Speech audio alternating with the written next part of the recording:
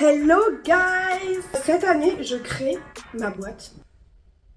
I'm creating my company en fait. J'ai décidé en cet honneur de faire un petit podcast vidéo, un peu toutes les semaines, toutes les 2 semaines, je sais pas, je vais voir, où je vous raconte toutes les étapes de création de l'entreprise. C'est une bonne idée ou c'est pas une bonne idée? Pour moi c'est grave une bonne idée parce que déjà ça va me faire un journal intime qui n'est plus du tout intime du coup, mais surtout ça va me permettre de me plaindre gratuitement à autrui et ça je trouve ça très sain. Prendre un peu du recul, vivre mes aventures, tout ça, je vais partager toutes les galères, comment ça se passe. C'est la première fois que je crée une boîte donc ça promet, à mon avis il va y avoir 2-3 épisodes quand même.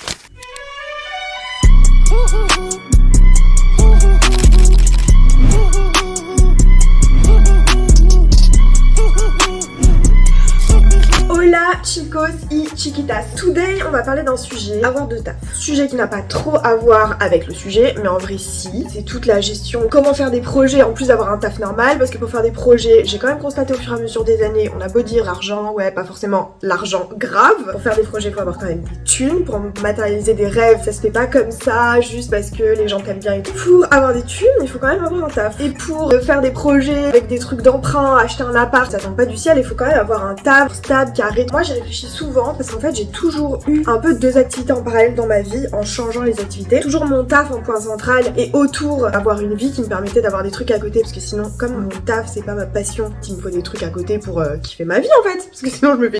Donc on va parler un peu de tout ça. En fait je suis tout le temps insatisfaite. On est dans une société où on se compare tout le temps, mais il y a des gens qui sont moins sensibles à ce truc là. Genre ma meilleure pote, elle s'appelle Léa, elle est pharmacien, on dit pas pharmacienne c'est la femme du pharmacien. Et tu vois il y a des jours où elle bosse pas et tout, et ces jours là, il y a un moment où on vivait ensemble, et tu sais elle était chill, elle apprécie se reposer, elle apprécie le calme, elle apprécie juste aller faire un petit tour au marché, cuisiner un poulet. Moi je suis à l'opposé de ça. Et qui est le plus heureux et le plus malheureux, je ne sais pas, parce que j'ai l'impression qu'elle est tout le temps trop bien dans sa vie, et moi j'ai l'impression que c'est tout le temps les montagnes russes, que dès que j'ai un truc de vide de même de 2 heures, je suis en panique. J'ai littéralement une peur abyssale du vide. J'ai tout le temps besoin de monde. Je me sens bien quand ma to-do elle est jusqu'à là-haut et elle est impossible à réaliser. Parce que je me dis merde, mais du coup j'ai pas le temps de dormir, mais ok, mais du coup la vie, mais faut que je fonce et tout. Bah, ça me rend dingue. Tandis qu'il y en a, tu vois, ça va les angoisser. Moi c'est la sensation qui me rend dingue parce que je me dis dans ma vie, j'ai envie d'avoir plein d'envies qui m'amènent à faire plein de trucs. Donc tu vois, il y a des gens qui sont dans l'action et d'autres qui sont un peu plus dans la réflexion ou alors les deux ou alors juste dans le fait d'apprécier le moment sans avoir besoin de plus. Et moi je sais que j'aime bien me sentir tout le temps un peu dans l'action, dans l'évolution, j'ai pas envie d'avancer tout le temps. Chaque année je suis là, je fête mon anniversaire. Ah oui, avec la peur du vide, peur du temps qui passe, hein. Là si on peut l'ajouter du coup, on arrive à 50% de mon stress de charge mentale. Du coup tu te dis que ça va, j'ai pas trop de problèmes dans ma vie. Là, le temps qui passe à chaque anniversaire, je suis là, je réfléchis, je me dis cette année, qu'est-ce que je vais faire? L'année dernière j'ai fait ça, je suis trop contente. Et depuis que j'ai fini les études et que t'es un peu maître de ta vie à 100% et que tu fais 100% tes choix, tu choisis où tu vis, avec qui tu t'entoures, ce que tu fais de ta vie. Chaque année, je me dis mais j'ai fait ça l'année dernière, je suis trop contente. Dans la première année, c'était j'ai fait mes études à Grenoble. Ma petite passion c'était la danse de couple, machin. Après j'ai pu aller à New York pour mes études et j'ai commencé à vraiment donner des cours à New York. Du coup quand je suis rentrée en France, j'ai donné des cours en France et là j'étais on fire, c'était trop mon truc, tu vois, genre j'avais mes études et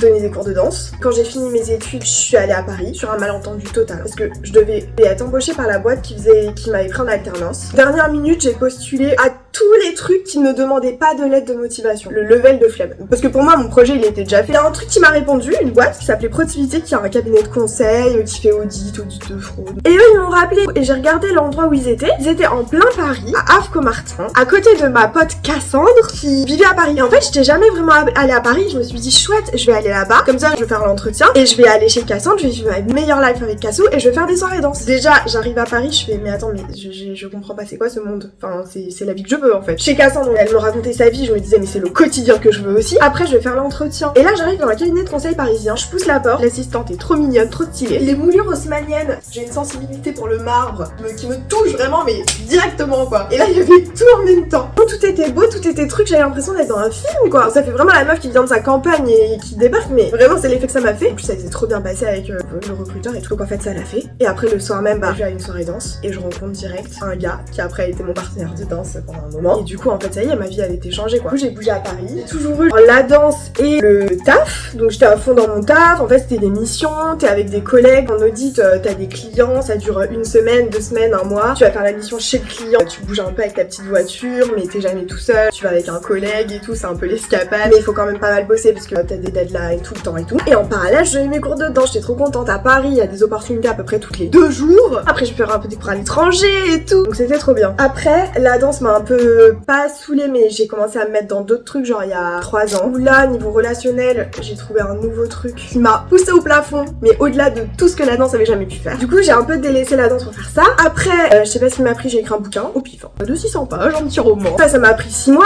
Après du coup je voulais reprendre la danse, mais en fait j'étais déjà physiquement complètement détériorée. J'ai perdu mes cheveux, je dormais 2 heures par nuit parce que du coup je faisais mon taf. Après le taf je devais écrire, je sais pas, 6 ou 7 heures quoi, une autre journée de taf. Du coup en fait je dormais 2 heures, j'étais un vampire. Entre temps j'ai changé de boulot, du cabinet de conseil je suis rentrée dans une banque pour faire de l'audit qui était mon client principal quand j'étais dans mon cabinet. Au bout d'un moment, comme je passais 6 mois de l'année dans cette banque qui s'appelle Lazare, c'est pas un secret, ils m'ont proposé de me recruter. Moi qui aimais le marbre, alors là j'avais les orchidées, le marbre et l'or, le combo dans un même building. Alors j'étais toute contente, les conditions étaient ouf, enfin bref. Mais beaucoup de taf, j'étais à fond. Et après, je voulais prendre la danse, mais comme j'étais un légume, premier cours où j'ai repris, parce que je me disais, même si je faisais d'autres trucs dans ma vie, genre écrire le livret, je me disais, bah ouais mais j'ai plus la danse maintenant. Et comme j'ai construit 40% de ma personnalité, comment les gens me perçoivent, ou comment moi je me perçois à travers ce que les gens perçoivent de moi et tout, à travers la danse, bah là que j'avais plus la danse, je me sentais, ah ouais je fais rien de ma vie. Alors qu'en fait, bah je faisais d'autres trucs avec ces conneries de Instagram. Des fois je sortais, puis j'avais toujours ces petites phrases qui devraient me passer comme ça, mais en réalité, ah mais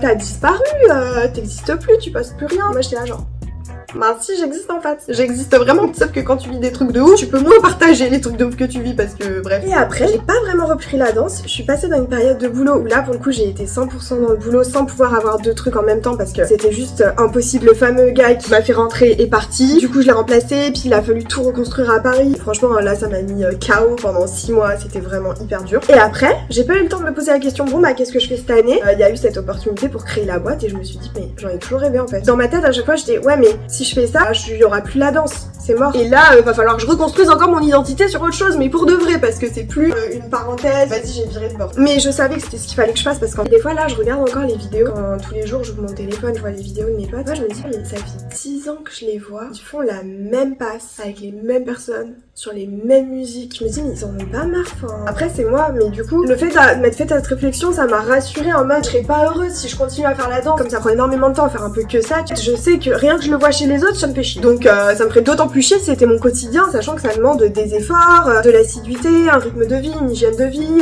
faire de la souplesse. Et juste pour dire pour le truc de avoir de taf, j'ai un peu peur quand même de quand mon taf va la prendre, ce truc de vraiment vas-y j'ai créé une SAS, la moitié du taf est au courant et ils sont trop à fond. Je sais que par exemple mon boss, il va se dire ça craint pour l'image, ça fait qu'elle a tellement de temps qu'elle a le temps de faire d'autres boulots à côté. Enfin tu vois ça marche pas. Déjà ça me fait pas peur parce qu'au pire change de taf. Quand ton taf c'est pas ta passion, faut pas se sentir pieds et poings liés ou faut pas te compromettre dans tes rêves. Je sais que par exemple ça va le faire flipper où il va se dire qu'elle va moins bosser parce que elle fait d'autres trucs à côté. Et en fait moi c'est tout le contraire. La période où je faisais rien de ma vie à côté là pendant 6 mois, en fait justement je me levais le matin, tu sais je me levais plus tard parce que je me dis mais à quoi ça sert, je vais aller au taf, je vais faire mon petit boulot, ça va être stressant parce que c'était grave stressant à ce moment là, je vais rentrer chez moi, je vais rien foutre ou je vais rentrer, je vais faire un cours de danse pendant 1h30, et pas un truc personnel tu vois, je vais juste suivre pour dire que je fais quelque chose et que j'apprends quelque chose mais en fait j'apprends pas grand chose parce que je suis trop décalquée. Après je vais me coucher puis le lendemain matin je vais retourner au taf et tout, enfin zéro intérêt. Alors que quand justement je suis dans 16 projets, dans ma tête je commençais la journée mais je suis dans les starting blocks. Bon là faut tracer nan parce que du coup si je veux donner mon cours à 20h, non il faut que je me prépare avant et ça me stimule 50 fois plus d'avoir un projet que de pas en avoir et en fait de juste avoir oui ton petit boulot tranquille et puis après rester sur ton canapé, regarder la télé et en fait t'es trop claqué du coup tu recommences le lendemain. Mais bon ça les gens qui sont pas comme ça, ils le comprennent pas. Bon c'est pas pour la péter ou quoi mais il y a plein de gens qui me demandent mais meuf comment tu fais pour faire 56 trucs? Genre moi j'ai envie de faire un machin, je mets 3 mois à motiver et à la fin au final j'abandonne parce que j'ai trop la flemme. Bon, contre la flemme ça c'est un truc, moi je sais que l'envie c'est ce qui me bouge tous les jours à me motiver et même à vivre en fait, sinon j'ai l'impression de gâcher ma vie. Il y a un truc pour moi qui fait toute la différence et qui est le truc le plus con du monde mais qui change structurellement toute toutes mes journées et la quantité de trucs que je peux faire dans mes journées. C'est la bouffe. Bon après ça s'adapte à ceux qui n'aiment pas faire à bouffer. Je mange midi et soir à ma boîte. Je mange à midi normal au taf et le soir, je finis le taf on va dire à 19h30, 20h, je ne sais rien. En fait je mange à 19h. Et à 19h30 en fait c'est fait. Genre j'ai mangé, j'ai digéré. Là j'ai 6 heures devant moi avant d'aller me coucher pour faire tout ce que je veux. Donc je vois mes collègues tu vois. Tu fais ton taf, puis après tu prévois pas ta bouffe. Tu finis, bon là t'as toujours un coup de barre. Tu te dis attends faut que j'aille faire à manger, acheter 2-3 courses parce qu'il te manque toujours une connerie. Après tu fais, après tu te poses, tu manges, poses devant une petite vidéo ou un film et puis du coup tu l'as fini, puis du coup t'es installé sur ton canapé et là t'as une flemme à crever qui te casse la tête. Ta journée elle est finie quand t'as réussi à manger. Ça flingue tout ce que tu peux faire après. Le fait de savoir ce que tu vas manger, d'acheter, de faire, même si c'est des pâtes bolo, hein, ça occupe toute la soirée limite. Alors que moi quand j'ai fini de manger, genre il est 7h30, j'ai 5 heures devant moi, je fais pas de courses, je fais pas de vaisselle, je vis pas de poubelle. Le nombre de temps que je passe dans ma semaine à m'occuper de mon appart ou de bouffe ou de machin, c'est genre une demi-heure. Et du coup en fait tout le reste du temps bah j'ai envie d'occuper de trucs qui me rendent ouf quoi. Je regarde jamais la télé, même les Netflix, ça fait 3 fois que je m'abonne, ça fait 3 fois que j'arrive pas à regarder un truc. Dans la passivité, déjà je m'endors. Par exemple, je peux même pas lire un livre sans marcher en même temps. Parce qu'en fait, bah je vais m'endormir. Je lis un livre comme ça, je m'endors mais au bout de... Charles est parti, j'ai pas fini le mot, hein. Je suis déjà en train de pioncer. En fait, je lis dans le métro ou quand je marche dans la rue pour aller à la danse, une demi-heure de marche et tout. J'aime trop lire en marchant. Et tout le monde aime pas, je comprends, c'est un peu chelou. Pour moi, c'est positif. Ça a été énergie et ce truc d'être drivé par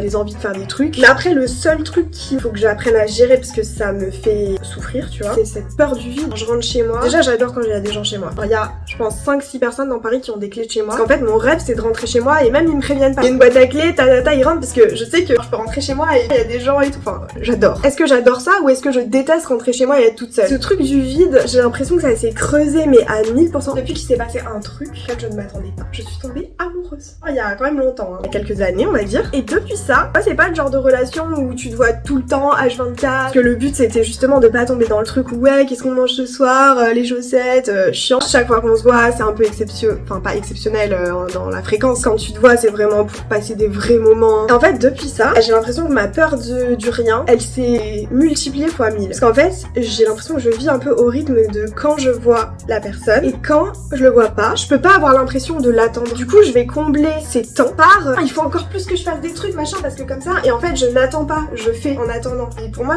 c'est vraiment pas la même chose. Voilà ce que je peux vous dire sur avoir de taf. Je pense que j'en aurai toujours 2 parce que sinon je me ferai chier. Le moment où j'aurai des gosses si j'en ai, bah en fait ce sera peut-être ça mon taf, mais même là je pense que je me ferai beaucoup trop chier parce que quand je vois genre les gens qui ont des gosses ça m'angoisse. Vraiment dans les activités en elles-mêmes, tout ce qui m'angoisse. Ça moi j'ai une vie d'égoïste mais à 100% en fait je me rends compte. Je ne m'occupe dans ma journée que de mon taf, mes passions, mes rêves, ma danse, ma relation. C'est que des trucs final pour moi ou que j'ai choisi dans ma journée. Il y a aucun truc où j'ai l'impression de perdre mon temps, où je m'occupe de corvée, ou enfin j'ai l'impression que j'ai tout structuré pour échapper à ça, mais parce que ça va aussi avec ma vie et d'être à Paris et d'avoir un salaire à Paris, mais il y a 2-3 trucs que tu peux ne plus faire toi-même et ça déjà ça change toute la différence. Et ça te permet de ne faire au final, pour moi hein, ça revient à ne faire presque que bosser en fait, hein. Que ce soit pour ma boîte, pour mes projets ou pour même la danse. Oui c'est un loisir mais en fait pour moi c'est un... je le fais pour quelque chose. Bon c'était un peu tout fouillis, mais c'est bien aussi les trucs comme ça un peu talk. J'ai l'impression de faire un voice à mes potes. Là, ça me fait j'ai l'impression une petite séance de psy bilan gratos. Et pour la suite des événements, bah faut que je vous fasse un big débrief. Déjà je suis impatiente, j'en peux plus là. Franchement le local ça fait 3 mois qu'on est dessus, il y a toujours rien, ça me gave. Le chef, peut-être qu'on a une opportunité de ouf, du coup on sait plus quoi faire. On va faire la dégustation numéro 2 le 23 octobre, donc dans une semaine là. J'ai trop hâte, mais d'un côté trop bizarre parce qu'en fait ça se trouve on va changer gérant, ça se passe. La boîte de marketing on a signé avec les têtes de pub, incroyable. On a peut-être une proposition, aïe aïe aïe, on va avoir un autre associé dans le projet, un gars de ouf malade. Je vous ferai un petit topo plus tard par rapport à ça, et puis en attendant je vous embrasse, bonne journée.